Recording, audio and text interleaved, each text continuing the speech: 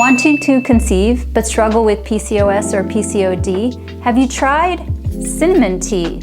What I want you to consider is to drink 2 to 4 cups of cinnamon tea daily.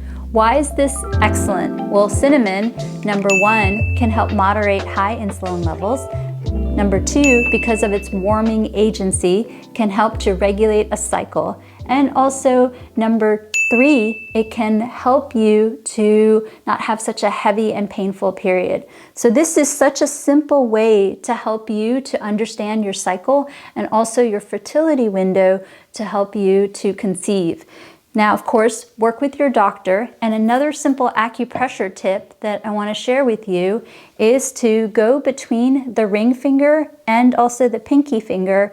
And I want you to simply massage this on either hand for a couple minutes, couple times a day. We're going to do this together for the following minute. Now, this acupressure point actually accesses the uterus, and by stimulating in this way, it is causing the contraction of the uterus to help you to regulate your cycle. What I normally tell patients to do is to do this a couple minutes, couple times a day till they get 3 regular cycles. Now, you can do this in addition to the cinnamon tea, and you can also do any of the acupressure tips that I recommend on our YouTube channel.